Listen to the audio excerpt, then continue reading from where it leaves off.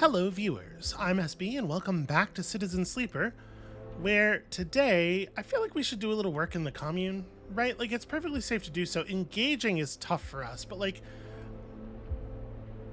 I've made a point of avoiding engage actions, even when they weren't necessarily a bad idea so far, just because, you know, we're trying to do some character work here, right? Like, the narrative of a game is at least 80% what happens in the mechanics, right? But I think there's a compelling argument to be made that like we've been accepted into this commune, and maybe this is a moment for our sleeper to start trying to like integrate into a society again. Like, we've been on the run and a lot of bad things have happened, but these people were willing to accept us, and maybe we can sort of like try to put aside our discomfort to do for them as they do for us. There's also mechanical benefit to doing this, because it turns out, you know, communes take care of people, but also I feel like it's a good character beat for us to do this. And also, we get to spend a 1, even the negative is still +2 energy, so we effectively just spent a die to make 10 credits, right? Because that's a ration. So mechanically, that's a bit worse than using it on the using it to get yet again data and sell that. But on the other hand, you know, story. On the other hand, the narrative. So we're waiting for our mushrooms to grow in the garden. We could try to gain some condition here, foraging for fungus. I wonder, is the plus condition the only thing you get out of this? Because it feels like you should also get mushrooms, right?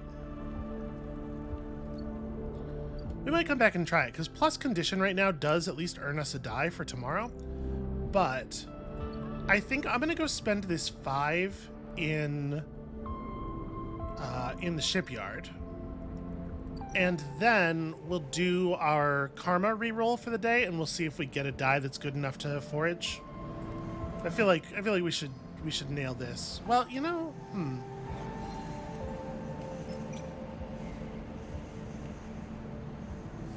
There's a 75% chance this gets us the last point of Welder's Mate, and then we could just go spend the 5 on that other thing, and then we could potentially reroll, or we could use our dice to hack or something.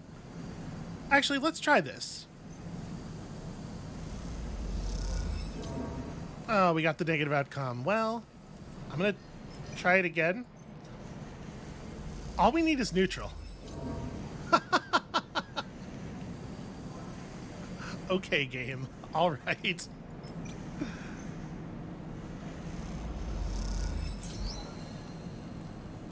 Oh, hey, we got scrap. Okay, a component. So that'll also prolong our thing here. Each shift, a crowd of would-be workers gather outside the shipyard, each of them clinging to a 4-digit number printed on receipt paper. These are their assignment numbers, and you are either called for a shift or you aren't. As you arrive, the crowd is restless and chatter rumbles through the lines. For those who, like you, have graduated to the work teams, shifts are guaranteed. Having just walked out of a meeting with a supervisor where you were praised for your efforts, you feel the glow of a job well done. They're choosing to ignore those earlier couple of shifts. Yet you can't help but feel empathy for those huddled as you pass, waiting for their number to come up. You keep your head down as you leave the shipyard, feeling a little guilty as you do. Hey, sleeper, wait up! Lem's voice trembles as he shouts above the rumble of the crowd, and you turn to see him pushing through, Mina crying in his arms.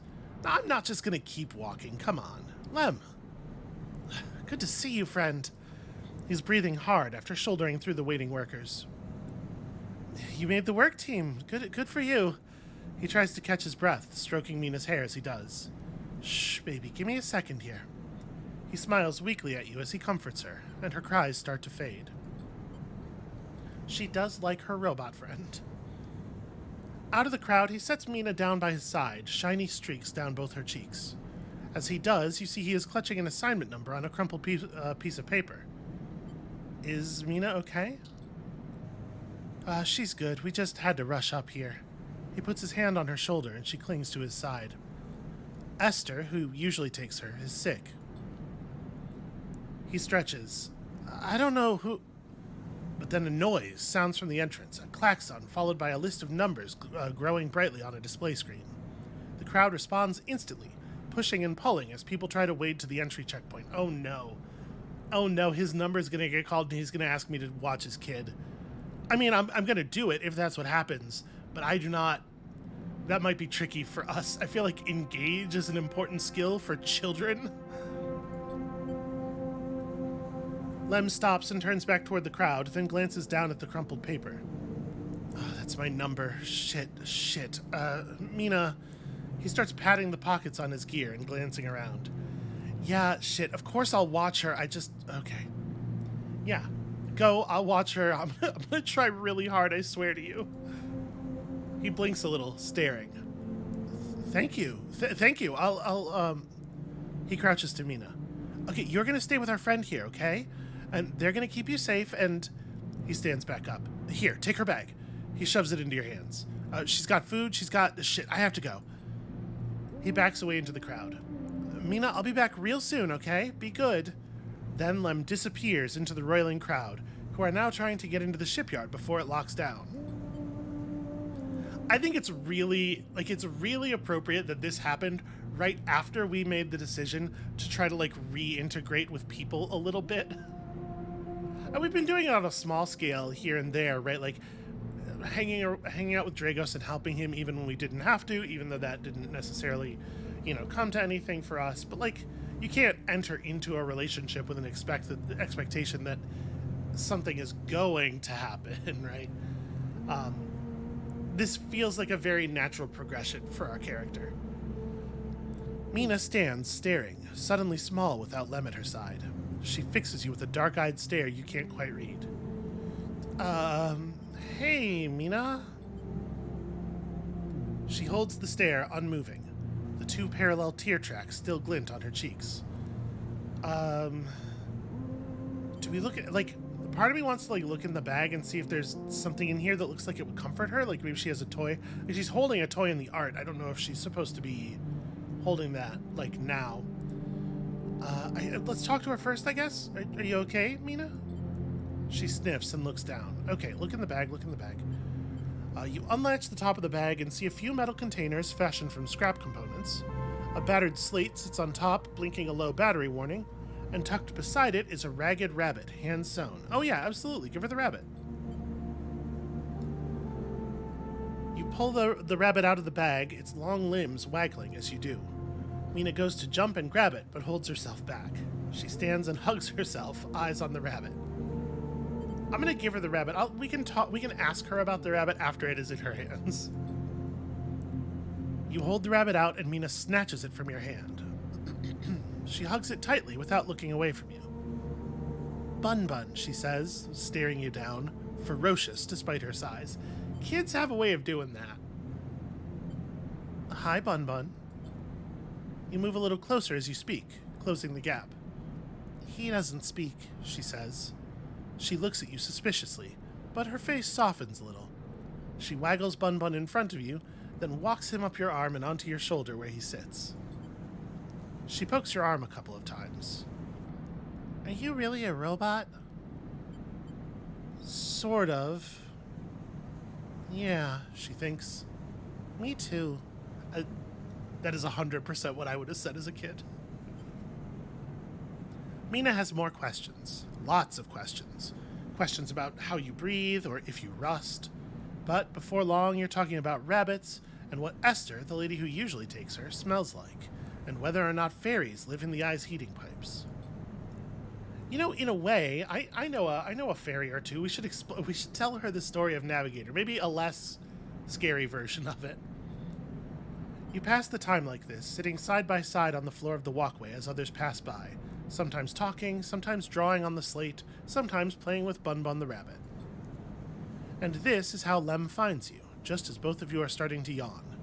He is dirty and tired, but Mina leaps up his legs and into his arms as he stumbles backwards. So we just sat there the whole shift, huh? I figured I would take her to get something to eat at some point. You two get on okay? He asks, trying to keep Mina from climbing onto his shoulders. You know what? More than okay. Mina shoots you a smile from Lem's arms, her suspicion gone. Well, well, well. Looks like the meanie can be nice. He pokes her in the ribs, and she squeals in delight. Thank you, friend. I mean it. He gives you a warm, wide smile. I owe you. Look, he glances around. It seems like Esther, the lady who usually watches her, is going to be out for a spell. If you ever have some time, I'd really appreciate you coming down to our place in the low end. He grins sheepishly. If you have time. But now I have to take this one to eat. He plays at biting Mina, and she giggles in response. They are fucking adorable together. See you, sleeper. He waves, and they stumble off down the corridor, drawing gazes from passing spacers as Mina's laughter echoes down the corridor in bright squeals. New drive discovered. Be friends with this kid. So yeah, if Lem wants to get work done, he needs someone to watch Mina. And like I would love for both of us to get a place on the horizon. So maybe that's our plan. I think that's our plan for escape at this point. That's how we get out of here. So what can we do here? All right. That's the completion of the horizon, I guess. You've been promoted to the assembly team working on the hull itself, welding the fabricated blocks of the ship into place. A vast job. It's dangerous, but it's engineering work, which we are really excellent at. Let's jump over to the low end and see about their place.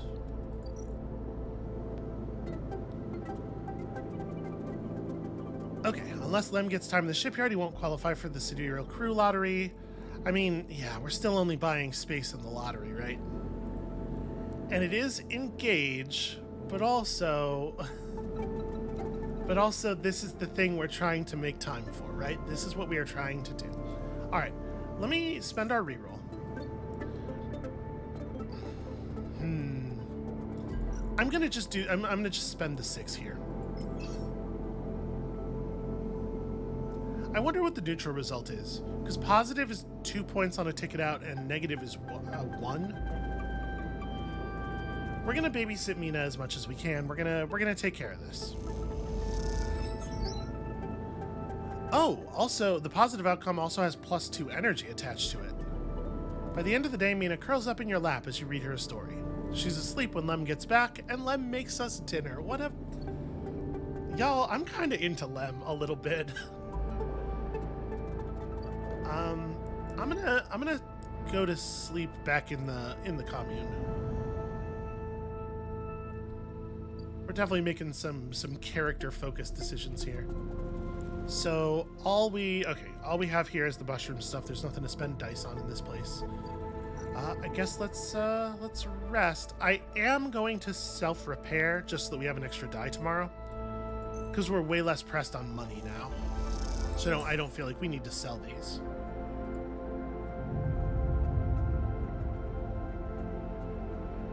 Yeah, this is... I'm concerned. I'm concerned about how well it feels like things are going. All right, let's go babysit.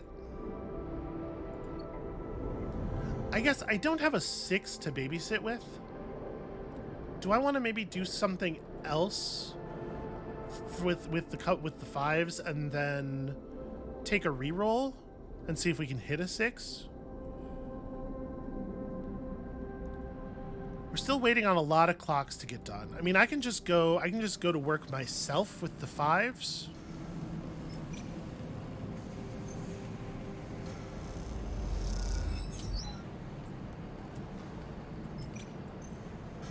Because, like, we both want to get out of here, right?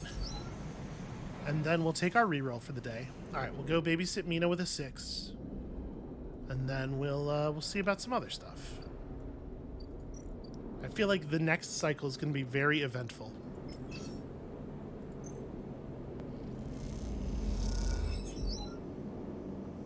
Yeah.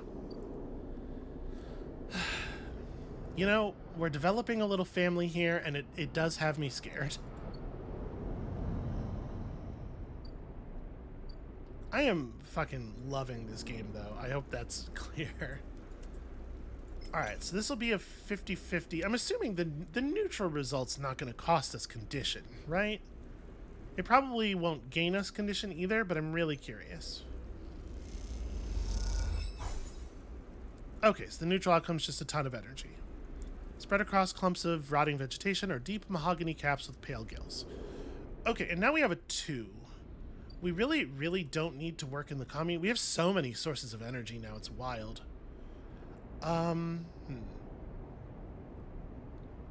What do I want to do with this 2? There's still no, we still have no idea about what to do with this seed that we were given by the gardener, right?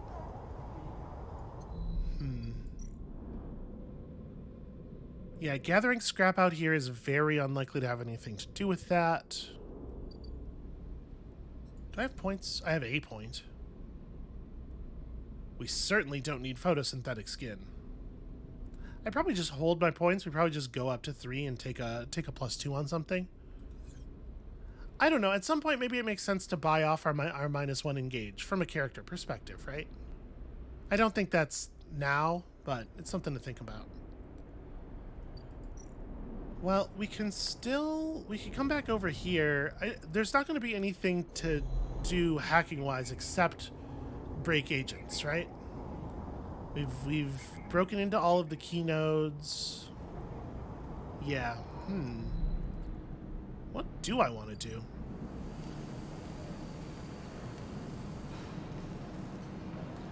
So, +15 cryo, even on the negative result. But it says danger. So I'm assuming that like there's a loss of condition associated with a bad job, probably. This is... okay, we're still waiting for a ship to come in. I believe that's the case here too, right? Oh no, here we have stuff. You know what? I'm gonna buy some scrap.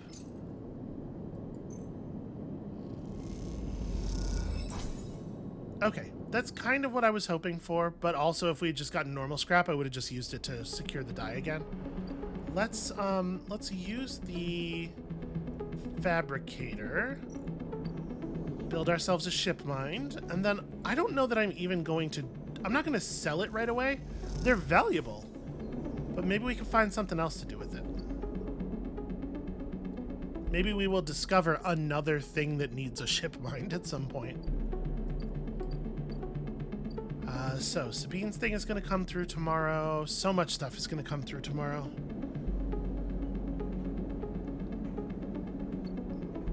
I kind of want to buy another scrap. We might want to have 5 dice tomorrow.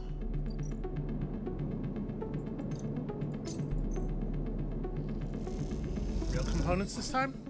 Okay, cool. And then with a 2, we've explored the spire as much as we can, right? And there's nothing of value up top anymore. We can work on our familiarity with weightlessness, but I don't know that I think that's going to actually do anything for us.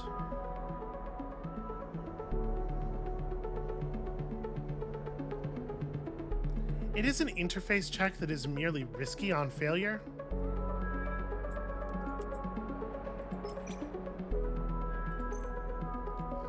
Who knows? Maybe filling out this clock will do something of value. Okay, positive outcome, 2 points on Weightless Wanderer. And then we just, we've discovered something.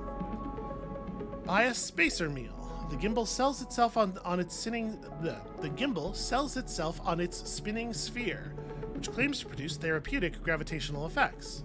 It doesn't, but they do sell food. Alright, yeah, we're still looking for... what was the name? Timbre, which could be a place, could be a person. So continuing to just do exploration type actions is definitely valuable. Alright, let's go to sleep and see what happens. Sorry, let's repair myself and then go to sleep and see what happens on the morrow. I think it's going to be very dramatic.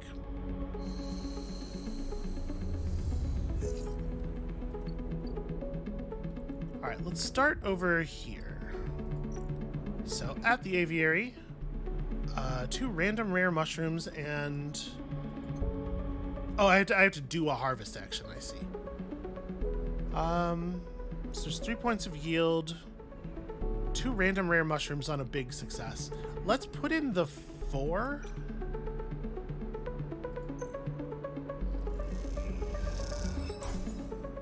Okay. So that's also the medium thing, huh? We got a Girol and a Matsutake, which is exactly what the botanist wanted. Let's go say howdy. I brought you a sample. She's going to want as many as we can give her, of course. Okay, 3 points. You hand over the caps and Rika looks pleased. My amateur mycologist, thank you. Is it 3 points on the thing for each type? No, these are more abundant, so they're gonna be worth less.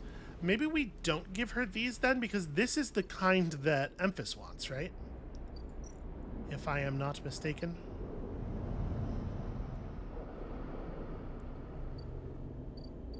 We're definitely gonna check out that in a minute. Yeah, okay. We're gonna save our Girols for Emphas, since it seems like they're less valuable to Rico. 4 cycles, Sabine said, and here you are, right on time, with no sign of them. You wait a while in the apartment, the dread descending as the cycle spins onward. They should be here. Check the terminal?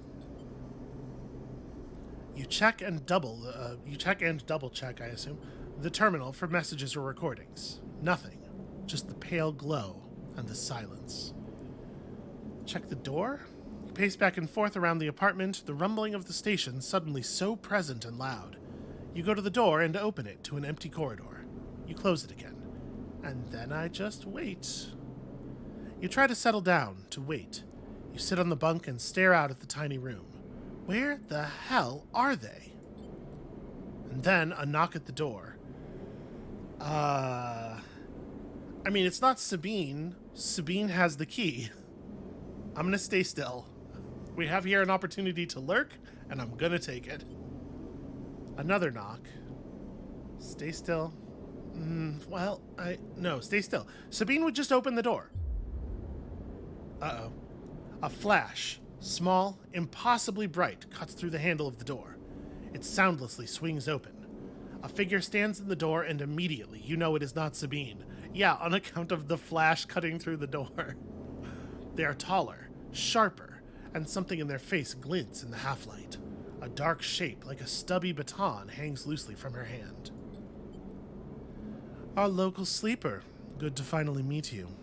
She steps into the apartment, glancing around with sharp eyes. And what, may I ask, are you doing here? She fixes you with a steady, unwavering stare. This is cool. I don't really know what to make of it, but it's neat looking. What am I doing here? If I say waiting for a friend, I'm telling her that Sabine and I are friends, which is perhaps unwise. I don't answer the question. I continue to lurk even after I'm caught. This will be much more pleasant if we remain friendly, don't you think? She walks past you into the apartment, glancing around.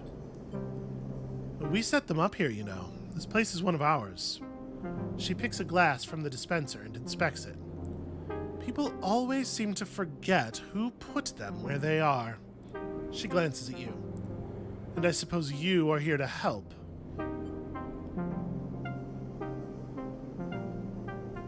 I mean, she seems to know already. I don't think saying no is going to be of any value.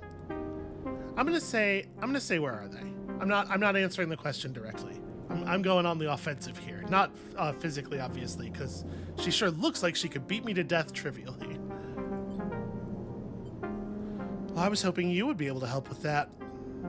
She spins the baton in her fingers by her side, her eyes not leaving yours. We have a problem, you and I. It seems our friend has disappeared, left without even saying goodbye, which means they're in a little trouble now. But it's the kind of trouble that you need help for, so I thought I'd come down here and take a look at their little hidey hole, and here you are, the help. She looks through the detritus on the side. And what help? A sleeper, no less. which I have to admit is a little surprising. It suggests to me that our friend hasn't been very honest with you either. I'm gonna just let her keep talking. She looks away. I know it won't be welcome news, but I'm sorry to report that before we got them set up here, Sabine was working for your owners. She pauses. Essen Arp. You blink hard at the news, unsure how to take it. Rabia looks away, waiting for a response. So, okay. I don't personally have any problem with this. I don't think this is an issue. People gotta do a lot of things in the darkness of capitalism to survive, and I certainly am not going to hold against Sabine that they were working for SNARP. If they're still currently working for SNARP, that's like maybe a little more concerning, but I don't give a shit about this. So I stay silent. Also, it just makes sense, right? Sabine knows stuff about our body and how to repair it. Like, sure, I totally get this, and it's not a problem for me. She crosses into the next room, and you follow silently. She sits at the terminal and touches her baton to one of the access ports. A spark, then the terminal screen skips, encrypting folders emptying themselves before your eyes. Oh, her baton's a data knife. That rules. We should steal that. In the flicker of files, you see SNARP letterheads and code forms, reports laden with medical data marked with the corporate logo like a sigil of some cult. Rabia steps away from the terminal. Look all you want. Some of your files may even be there. The volume of documents is overwhelming, but they seem to be mostly reports on early emulation tests, surveys with sleeper candidates, reams and reams of usage data.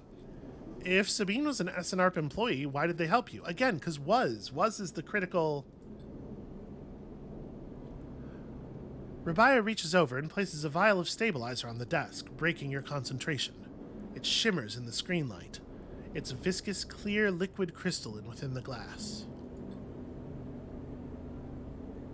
We will, of course, keep up the supply. We are more than able to dispense important medicines, even without the doctor. You hold it between your fingers, and for a tiny moment you have the urge to crush this object for the power it has over you. I'll ask Toshiro to make those a little cheaper for you. He'll be running the surgery now. Rabia closes up the briefcase lab and holds it at her side. We have to retrieve our assets, of course, but I'm sure you understand. Rabia turns on her way out. There is no reason for us to be enemies, Sleeper. Come see me. I keep an office nearby. We have good work to do, you and I.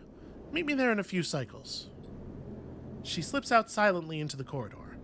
You look around the apartment and feel the fear drain out of your body to reveal the tiredness beneath. Okay, well, I am very worried about that. I rather like Sabine. Alright, 2 days. 2 days until we can see Rabia, and presumably that's like a thing that's important to do. I am going to babysit Mina one more time with this 6. Buy Lem every bit of a chance. Every bit that we can. She's asleep, whispers Lem, creeping back out of the unit's tiny bedroom, sliding the door shut as he does. You are perched at a thin bar in the main room, the slate in front of you still glowing with Mina and your drawings from a cycle spent together. There's a ring, the only world Mina has known, with stick figures standing along its edge. The tall one is you. Drink? Asks Lem, producing a worn-looking bottle of Garol from under the bar, its contents glowing amber in the fluorescent light. Sure? This is a social thing, right? People offer drinks as a social... I don't really benefit from the alcohol, but sure. Lem nods and glugs a few fingers down into a couple of metal tumblers, then sits down with you at the bar. Cheers, he offers, and you clink the metal containers together. That's not role-playing, by the way. The fact that I just sounded like a robot with -1 engage. Like, this is a thing humans do for, like, social stuff, right? That's real Samhain coming through there. You know, we actually have something to celebrate this time around. Lem gives you a sideways look. I made the assembly team on the Sidereal. He grins broadly, Clearly, he has been desperate to tell you all cycle. Hell yeah, amazing. Let's celebrate. I mean, we're celebrating, right? That's what we're doing now. Sorry. Lem holds up his drink. And I couldn't have done it without you keeping an eye on little meanie back there. Lem shifts a little on his stool. He looks uncomfortable. How's our girl doing, Sleeper? I haven't seen much of her these past cycles. She probably does miss her father, but also telling him this is just going to make him feel bad and put more pressure on him, and Lord knows dude doesn't need that. I'm going to tell him she's doing great. We don't have any evidence that this is not true. This is also true, I'm sure, but of course she is. He playfully squeezes your shoulder. She talks about you a lot, you know? Draws you. I'm glad she has a friend that isn't me. His eyes drift to the bedroom door. Are you okay? He nods. I can't take all the credit for Mina. She isn't actually mine. He gazes into the middle distance. I pulled her off a refugee shuttle out of one of Ember's moons. The colony was falling apart for decades after Solheim collapsed, surviving on next to nothing. Eventually, some of the residents tried to make for the eye on these decrepit old shuttles. He sloshes the drink around in his tumbler. They had no idea what they were doing. The one Mina was on decompressed halfway here. Everyone spaced. The only reason she made it was someone sealed her in a weapons locker. She was ice cold when I reached her. Purple lips. He shivers. Once I picked her up, I wouldn't let go. The medics treated her with me still clinging to her. He takes a drink. Still not sure why. He reaches over and refills his cup. We weren't exactly anybody's heroes, you understand? We were private military, hired in by Conway to protect their claims in the collapse. But once I got Mina, that was it. I quit. Got us dumped here.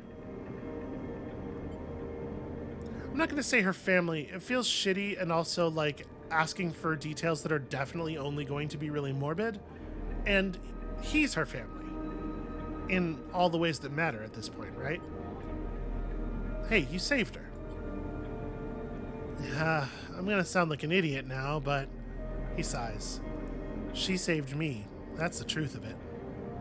He looks around the decaying unit, its stained plastic plating and flickering lights. Me? I brought her to this. She was tiny, too small to know what she lost, but I can't stop thinking about it. He rubs his eyes, dark with tiredness. What if our number doesn't come up in the draw, Sleeper? What then? The sidereal will sail off without a thought, leaving us here. What kind of life is that for her?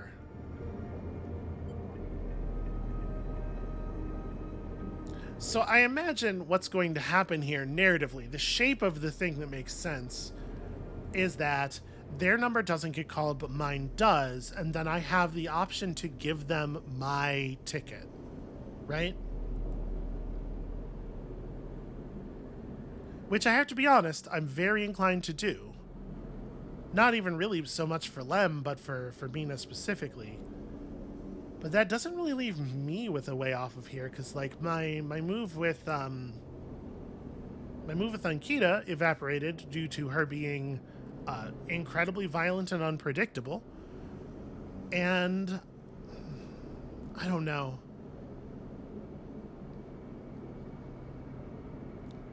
So that being the case, that being what I think is going to happen, which one of these things is the right thing to say? You'll make it or she'll manage. I'm confident you'll make it one way or the other. I will see to it. Sorry, I know you don't have it any better. He looks at his cup and pushes it away down the bar. And this is a celebration, right? Both of us on the team now.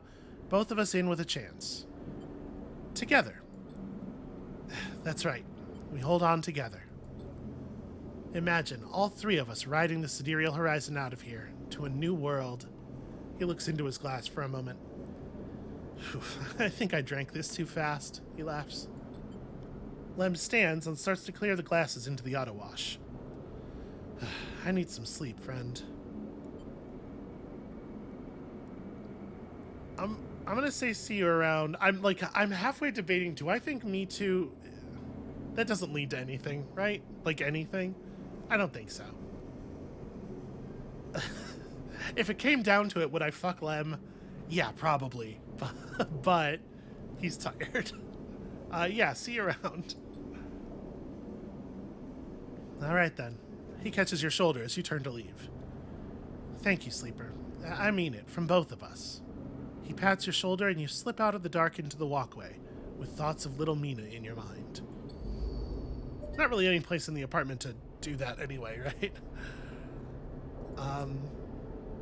So we do have 3 points now. I could +2 something. Nope, I also could punch the microphone on account of I relocated my microphone recently, and I'm not used to the new position yet. What do we have available here again? Ah, yeah, just stealing shipments and stuff. We were more desperate earlier. I'm feeling like we probably don't need to do that anymore. I want to harvest the mushrooms. I also want to... I want to get to Weightless Wanderer. I want to find out what else is up there in the core, but let's gather our mushrooms first. So we have really high dice with which to do this. What is that? Club heads. Interesting.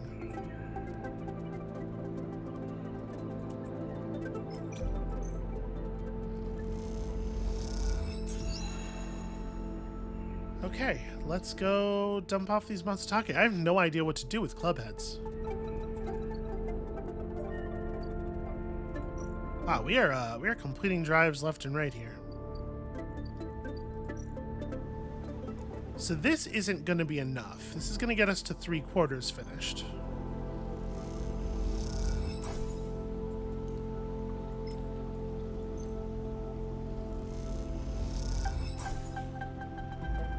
So we do need to just do it again. We do need to just get more spores. So I guess that's what we'll do. I am going to throw this point in here, though, because I do want to see what the actual positive result on forage is. Okay, it actually is just plus condition with nothing else. Deep in Event Core, you find a tiny amber cap. Even just inhaling its spores, you feel your body fizz with energy. This is something special. Okay, well, good to know, I suppose. And then, I mean, I guess we don't really need to... Gosh, I was really hoping that was going to be plus condition and also a mushroom. I can't give her the club head or... No, we just have no idea what to do with this. This doesn't have any use as far as we've identified. Okay. We do have stabilizer now. I think it's probably legit. I don't think it's, you know, adulterated or poisoned in any way. Probably.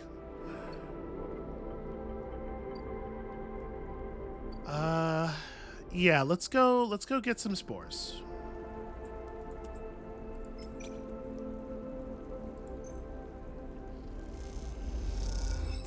We'll take that and this. As long as we don't neg here, we will get a spore and... Okay, cool. That's enough to start the grow process again, which will get us where we're going. It does feel like you should be allowed to just drop all 3 in here if you... In situations like this.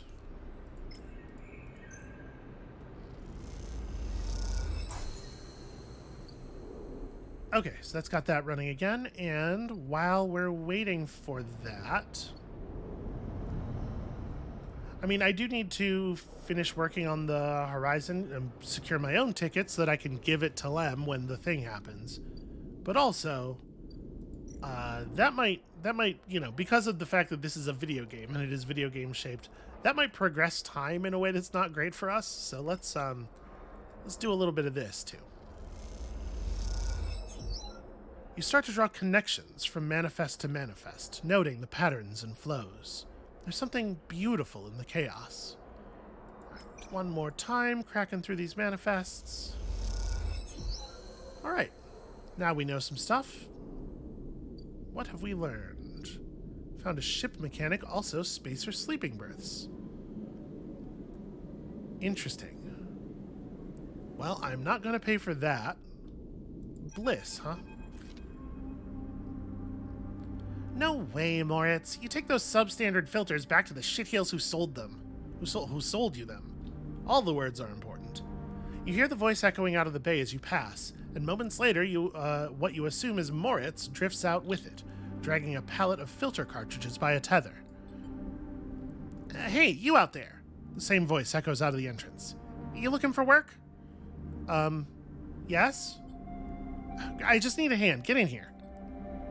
The voice is coming from someone shorter than you expected. She's floating in the microgravity of the docking bay, beside a half-deconstructed life support unit that looks like it might have exploded at some point. She points a wrench in your direction. You know anything about these things? She doesn't wait for an answer. Scratch that. Just help me with the casing. Yeah, okay. This is stuff we're great at. All right, then. She deftly moves around the unit, making space for you just beside the central seam in the dented case. Just take a grip here and lift out and up. Then I can get in and unbolt it. She whacks the unit with the wrench. The whole thing is twisted to shit. You dig your fingers under the casing and lift it away, the metal squealing with the force. She puts her hands under, spinning the wrench to slip out the bolts, catching them in her other hand when they spiral free. Huh, all good. The casing lifts off, revealing the ornate piping of the unit's interior. She whistles at the mess of ducts and filters.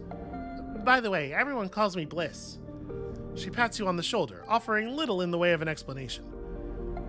You know, I don't think that your skill levels affect what happens in these dialogues, but maybe I'm wrong about that. Like, I'm wondering if...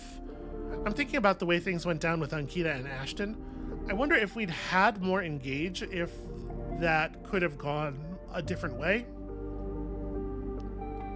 I don't know. It feels like this is an interaction we should be really good at, given our skills, but who knows? Is this your bay? It is now, yeah, whether I like it or not. She looks at you like that should mean something. Bliss starts pushing and pulling at the ductwork, looking for fractured pipes. We haggle for contracts, but the good ones get snapped up quick by the bigger bays. So here I am trying to get this M2 unit running again for one of the freelance tugs. Small-time stuff. Hey, hold this. She rips out a ribbed pipe and hands it to you like a freshly caught fish. We turn stuff around fast and neat, and maybe we get a chance at landing something bigger. Something starts hissing in the unit, and Bliss quietens it with a precise whack. But to be honest with you, the way things are going, I can already see the other crews licking their lips, ready to take this place over. She looks up at you. I'm almost out of luck. Well, what happened? Long story. Some people just can't keep promises. She keeps working, twisting aside pipes with care. There we are. Bliss pulls her hand from deep inside the unit, and out it comes, clutching a lumpen cube, scorched black. Now, this thing must have overloaded and popped half of itself out the side. You both duck down to the side of the unit and spot the exit wound, its edges fringed with more scorch marks. Grab me a replacement converter from the racks, will you? Yeah, sure. I just head over to the rack. You kick off from the unit and drift over to the wall racks, where a catalog of parts sit secured in clamps. Colored tape and scrawled notes flutter across the wall, a complex organizational system of Bliss's own design. Or just a big mess. You try to pick out the right part. Listen, she stores her objects in a graph database. I am familiar with this behavior. You try to pick out the right part. See, this is the thing where I feel like the fact that we have a lot of engineering knowledge should give us some kind of boost, right? Well, she said she wanted a converter, so the PC transformer is probably wrong. M2?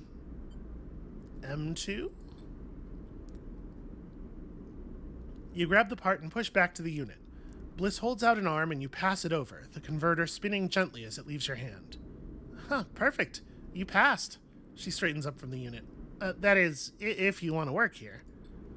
Bliss rubs her hands clean, looking down at her palms. Truth is, I need a hand here. My partner skipped out on me and left me with a whole mess. You seem like you might at least be better at spotting a clean air filter than Moritz.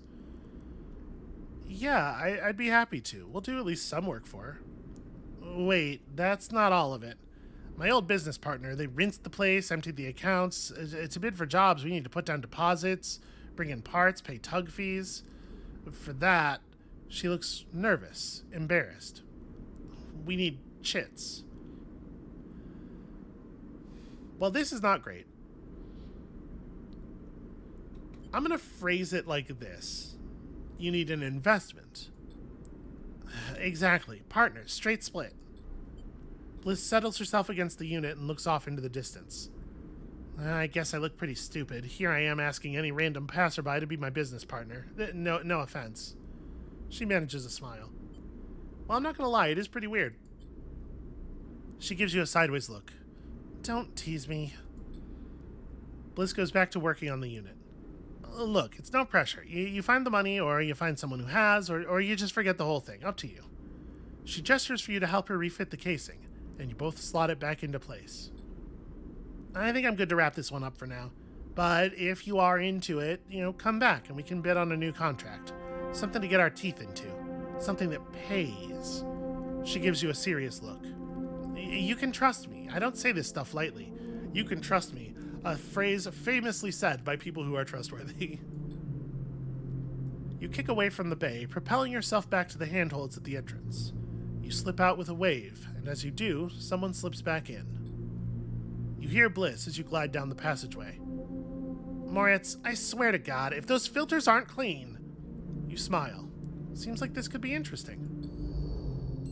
Well, I mean, it's work that we're fit for, certainly. A scam or an opportunity?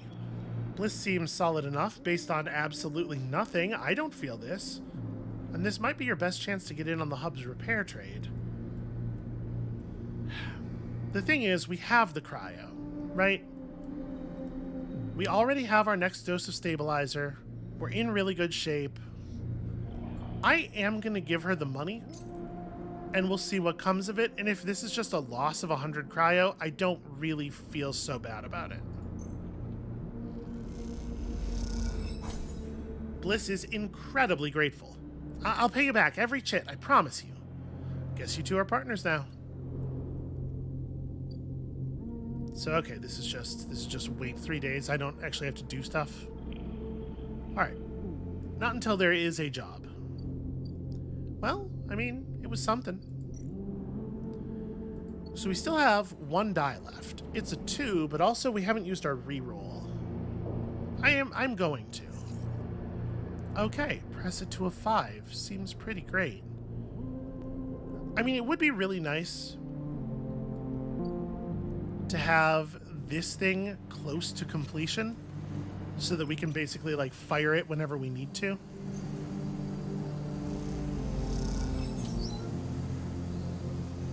And, money. We're replacing the lost money. And then I guess we just go to sleep. So there's a merchant freighter, but it's just ship mine stuff. Yeah, same as last time. Nothing new or interesting. These guys have left on a salvage mission. We should swing in here. Okay, stabilizer's only 80 from Toshiro.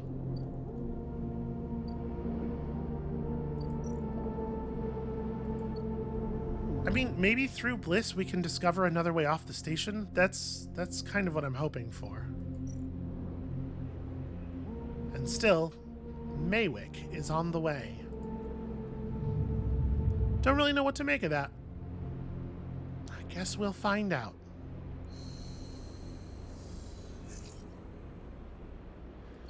Okay, so a 6, which I am inclined to just go throw into the shipyard work. I guess we should go and see, what's her name? Let's see what comes of talking to Rabaya before we spend any dice for the day. As you approach the address Rabaya gave you, a heavy hand falls on your shoulder. What's your business here? The enforcer grips your shoulder, giving a hint of the strength her implants give her. As you turn, you see the same subsidiary eyes as Rabaya and Toshiro have, glinting like mirrors on her cheeks. Gia, please. The sleeper is here by my invitation. At Rabaya's command, the hand immediately loosens, and an apologetic look replaces the scowl on Gia's face. Of course, Rabaya. I'm sorry. Rabaya waves her away. Don't you worry. I appreciate your protective instincts. She smiles at the enforcer. How about you head to the tambour? They have a delivery coming and they'll need some help with the lifting.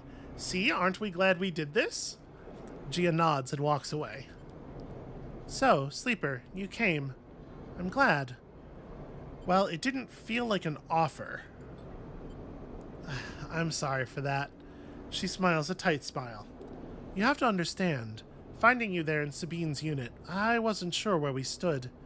There are more than a few people on this station who would rather I was dead. I had to be sure you weren't one of them. Well, I mean, for the moment, I wish you no specific harm. I don't actually have anything against Yataghan at this moment, except the fact that Sabine seems to be concerned that they are, they're dangerous to them. I definitely should not trust Rabaya. I do not think it is safe to do that, but I don't know. We can proceed at neutral for the moment, I guess. I am glad. Rabaya begins walking and gestures for you to walk with her. She takes you down a staircase into the bustling walkways of the low end. What do you know about Yataghan? Well, I know you run the low end. She laughs. That sounds impressive.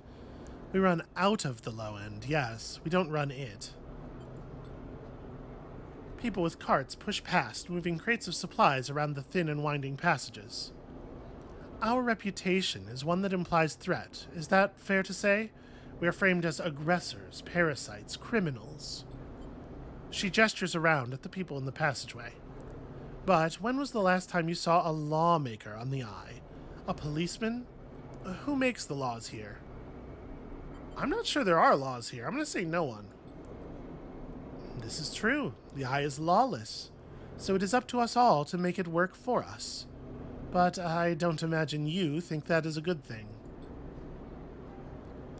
If you had spent your time in the low end, maybe your opinion of us would be different. This is our place, our people. The low end was empty in Erlin's time. They didn't need to house thousands, and keeping the yards and the rotunda safe was work enough. No, the low end was reclaimed later, when the refugees started arriving. Rabaya meets your eye. The collapse didn't just happen here on this station. When Solheim collapsed, the entire system felt it. Colonies were abandoned, the moons of Ember and Cinder suddenly gained independence overnight. Some took advantage, some tried to hold it together, some fled. The Eye became a refuge, and Erlin, to his credit, extended an open hand to everyone.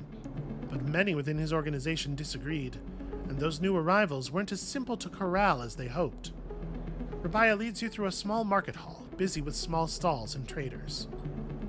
Erlin's union was made of workers, administrators, people who were malleable, and already organized into hierarchies and networks. The refugees came from different factions and families, were scared, injured, desperate. Conflict was inevitable. Yataghan is a child of that conflict, a child born out of need for us to stand up and claim our future, to provide security, strength. People call us a gang, but we are a community. I take my position as lieutenant seriously, and from my birth I have worked to earn it. Rabaya catches herself before she raises her voice any further, and you both walk in silence for a while, among the smells and textures of the low end. You start to wonder if this place could be a home for you too. Okay, so where do I come into this? Rabaya smiles to herself and thinks for a moment before she responds. I believe that you understand the importance of a refuge, so I also believe that you wish to help keep this place safe. She exhales quietly. For this reason, I would like you to trust me. I do not know what Sabine has told you about us, but I imagine it was not good. I'll be honest with you, Sleeper. I was never comfortable with having Sabine as part of Yataghan. An ex-corporate employee? Goes against our nature. But their deal was with Yannick. I kept my distance, made sure Sabine had their surgery, kept it supplied. That was all. But I cannot allow people to go back on the promises they have made to us. Yataghan has not lasted this long because it is a charity.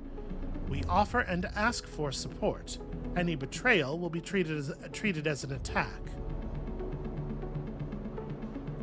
I'm not going to try to make Sabine's case here. I don't think I have any leverage, so to speak. Like, I don't mean leverage exactly, because that frames what I'm talking about as more aggressive.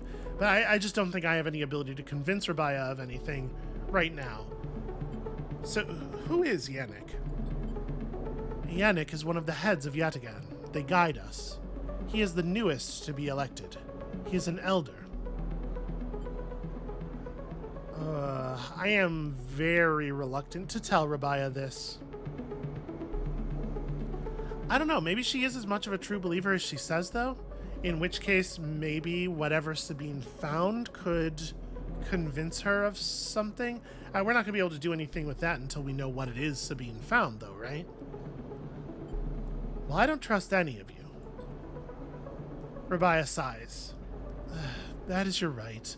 I only wish to explain our actions, to speak for Yatagan. You realize that Rabaya has led you in a loop, and together you both come back up a staircase to the walkway where you met. You are free to go, Sleeper. I have said what I wish to say. She looks out through the windows of the walkway. I would protect this place with my life, as it has protected me. I want to make that clear. She turns back. However, if you too wish to come under its protection, I can help you. Return here if you wish, and there will be tasks for you to complete. You will be able to see yet again, to see the low end, with your own eyes, not as others frame us. As for Sabine, she pauses to consider her words. I will not ask you to betray them, but if they contact you again, consider their motivations carefully. With that, Rabaya leaves, slipping back into her office while you stare out at the countless units, each a home, each with a story, that make up the low end. So, what tasks are we being offered exactly? Collecting tithes, quote-unquote. Yet again operates on an in-kind basis, you are told, and tithes of goods or services must be collected in exchange for protection and administration. Protection from whom, I wonder? Yet again perform many roles, from protection to logistics and everything in between. So we can go on patrol with them and maybe gain energy? However you feel about Yet Again, it seems working with Rabaya is your best chance to get an insight into the organization. And can I not use the... Okay. Oh, this is the tea house is called Timbre. Well, I'm glad we had that conversation, because I never would have thought to look around at these nodes again. I totally spaced on the fact, because we didn't spend any time here. I totally spaced on the fact that the Timbre is the name of a place we already knew. Sigh.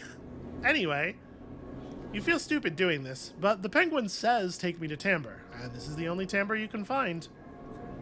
Nope, get in there.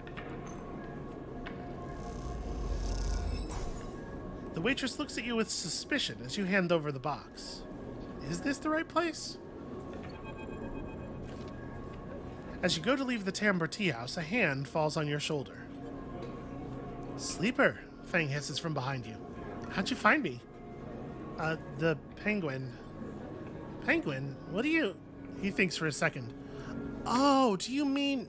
He mimes throwing gum in his mouth. That wasn't meant for you specifically, but... He cringes. Look, it doesn't matter. Come, let's sit. I dig his new look. Fang guides you down a set of stairs to one of the Timbre's lower levels. The tea house is stacked with curved mezzanines, all connected by a central atrium. The levels are filled with makeshift booths and bars, and conversation bounces busily off the metal walls. Fang sees you looking around. This place used to be a fuel tanker's main drum, hence the name. The tea house part is a bit of a misnomer, though. You can get anything the eye offers from this place, but real tea isn't exactly readily available. Can you not make tea from mushrooms? I would have thought that would be totally doable. He picks a booth, itself fashioned from some old salvaged tanker container and then lined with spongy insulation foam, and collapses into it. He looks around furtively. I don't suppose you've seen any Havenage types. They don't usually come out this far. Fang, what the hell's going on? Well, I'm suspended, that's the first thing. The second thing is, I'm pretty sure Hardin wants to drop me off the rim of the eye. He grins. It doesn't bother me, though. Shows we hit a nerve back there. He picks a scrappy hand-scrawled menu from the table and tosses it over. What are you drinking? Dude, what's the plan? Fucking focus. Plan. He waves his hand. Let's order first. That's irresponsible. Feng is right. The menu is ridiculous. There's at least 10 different infusions, most of which you can't make out, but the paper is dominated by an extensive complement of esoteric alcohols and cocktails. Black tea is listed, without a price, as a seasonal specialty. So you ran into Hardin. Was he pissed? Feng doesn't wait for an answer. That snake is so self-righteous he might actually believe that Erlin would approve of his meritocratic bullshit. He taps on the table. If Havenage was like it should be, like it was founded to be, they would have shouted him down at any council meeting he dared to mention true citizens. He sighs. But I guess his kind run the place now. A young woman with a vine tattoo snaking up her arm turns up at the booth, a slate in hand. Your order? You skim the menu, your eyes glazing over. Time to pick something. A sambar Iraq? I don't know these words, so... Feng raises an eyebrow as she notes it. And you, she begins, looking to Feng, but when she sees him, she suddenly stops. What the... Feng shrinks a little.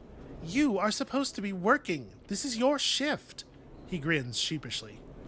I'm gonna lurk. Look, Jenna, let's just say this is my break. My friend here has been through a lot. Jenna looks between the two of you. Cough nervously. I don't need to cough. Probably that's not like I can't imagine that's necessary, but... Jenna gives you a look like hard vacuum. 2 minutes, says Jenna, pointing at Feng, and only because I don't want to get dragged into whatever this is. She gestures at the table and walks off. What? Feng stretches in the booth. You know how it is. We all have to eat. Plus, he leans in. This is the best place around here to find a person you might be looking for. And who is that? You remember that web of connections that Hardin pinged the moment we confronted him? Those are his collaborators. And if we want to understand what a Solheim executive might be getting up to on the Eye, those are the people we have to find. Feng is almost whispering now. And there's a couple of them I suspect are in the low end. And, well, almost everyone in the low end comes through this place at one time or another. He brings a modified slate out onto the table. I've set this up so that anyone with the network signature I'm looking for comes into close proximity, it'll mark them. And once they're marked, we can break through their access protocols and get at the good stuff inside. We just have to find them first. Hence, me moonlighting as a waiter. Suddenly, a smile grows across his face. Oh, wait, I have an idea. No. Look, I can't cover enough of the low end on my own. And so far, I've had no matches in this place. But with 2 of us, we can cover more ground. Fucking, okay, how? Well, Feng has a hangdog look. We need to get you out and about in the low end, in close proximity to as many people and residences as possible. And it turns out my friend Minji needs some help with deliveries. Minji is in the Minji Express. So you already know him. Perfect. Feng places a tiny receiver on the table. This connects to my slate and runs the same marking protocol if you get near any of your targets. So all you have to do is take some delivery shifts for old Minji, and soon enough we'll have the place covered. Feng? Don't give me that. You think I like working here? I thought you could use the tips. He grins. And we're in this together, right? Fucking, I don't know. Are we? Yes. You think Hardin's happy to have you wandering around the place? He might have let you wander off for now, but I'm sure he has his eye on you. This is on you, too. Feng slips his slate back under his clothes. Just head on up to the Minji Express, take a delivery shift, and we'll see what shakes up. You manage to find anyone and extract any data, you just bring it on down here to me. They have me on double shifts, so I shouldn't be hard to find. Jenna walks past, carrying a tray of drinks, and sharply catches Feng's eye. I don't think she's bringing your drink. He stands. I think it's time we call this meeting to a close. You grab the receiver from the table and slip it into a pocket. See you soon, sleeper. Stay safe, Feng adds before turning and walking off toward the bar, whistling as he does. That motherfucker completely bulldozed me again, and the subject of my tracker never came up. I'm gonna throttle Feng as soon as we get him in a private place. It's interesting that this is the way to do that. Can I get progress on that by working for Yad again? Because, like, doing a patrol or something... No, okay. I would imagine doing a patrol would be useful, right? It feels like they should both work. This is engage. I hate engage. Okay. Alright, alright.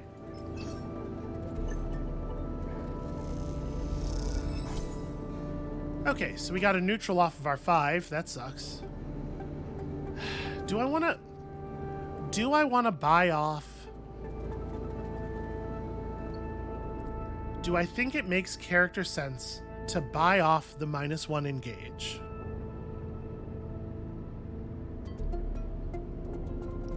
I don't know. I guess maybe. Working with the people in the commune, I'm gonna do it. Working with the people in the commune, the Lemon Mina situation, like, we're starting to warm up to people again. I don't know that I want to take it any higher than that. I feel like it might be sort of out of character, but buying off the -1 I think is okay. All right, let's try this again.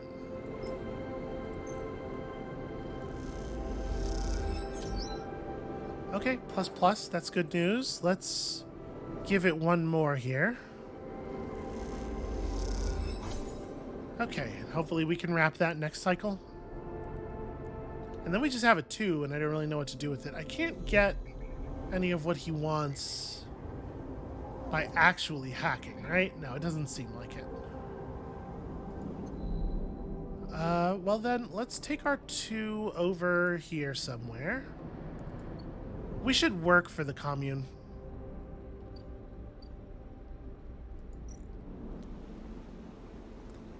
So we don't exactly know how much we get from Gorilla Caps, but it can't be 3, right? More abundant, but they still help with the process. Also, we want to save these. So yeah, I don't think we're going to give her that. We're gonna stick to the plan and hold on to those for the moment. Working in the farm stacks doesn't really do anything for us.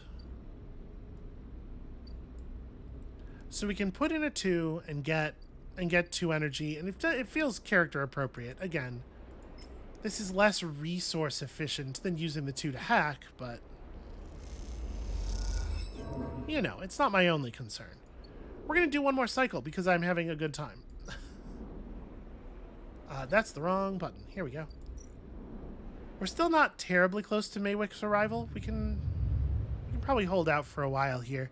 I am hoping to be gone from the ship by the time his whole deal comes around, though. It's interesting that the ambergris is still here.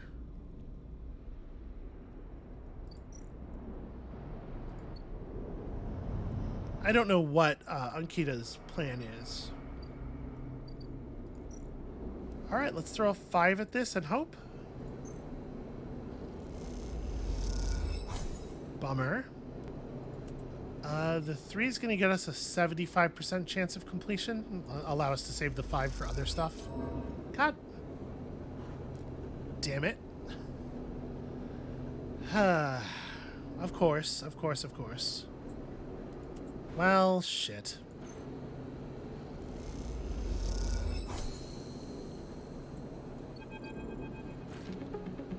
Sleeper! You see Feng coming up the corridor as you step out of Mingi's. The kelp noodle smell still clinging to your clothes. Words and sounds, you know? He comes up fast and stops close, looking around suspiciously. I don't have long. Take these. Feng palms you a couple of metal thumbnail-sized drives. More ripper worms. Hooray. My slate has been buzzing like crazy. Seems your delivery shifts have turned up our 2 targets. He squeezes your shoulder. I knew you could do it. Now we nail those snakes. Okay, what do we do? Hardin's boys are all connected by some kind of closed network. You break the access protocols on both of them, you should be able to gain the location of the nearest network ports. Slot the ripper worms in those ports, 1 each, and they'll feed me anything and everything stored on Hardin's shadow network. Oh, I can't wait to see what juicy plans they have in there. You hear the scuff of boots as a group comes up the corridor, likely on their way to place an order with Mingi. You turn for a second, and when you look back, Feng is already halfway down the corridor in the opposite direction. He raises a hand in farewell and is gone.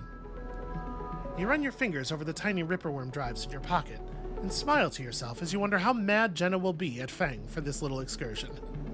Yes, the only thing that makes me smile around here anymore is the idea of Feng getting yelled at. Okay, so we need to slot these ripperworms. 5 or a 3 and a 6 or a 4. Okay. Shit, we re-rolled our 1 into a 2. Well, I think what I'm going to do here is spend some money on some energy.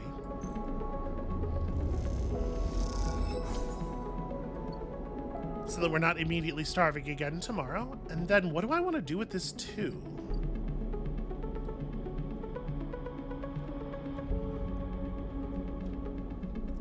If I... Sorry, this isn't right.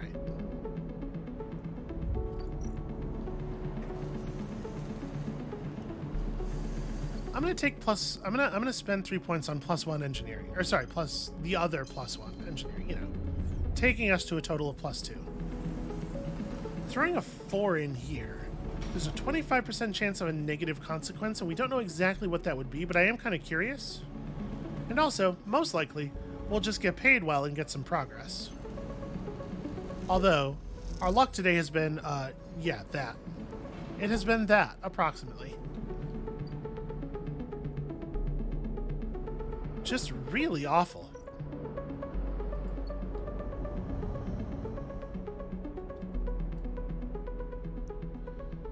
Okay. That was a very fast cycle.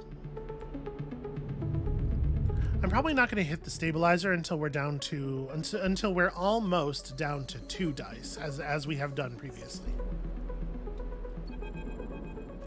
What is this? Moritz. Hey, a quiet voice greets you as you leave. Sleeper, it's me. Sorry, who? Moritz. He pauses. I work for Bliss. He rubs the back of his head. You are not an easy person to find. Yeah, I move around. Moritz holds up his hands. Hey, no judgment, it's cool. You both stand there for a moment, waiting for each other to speak. So...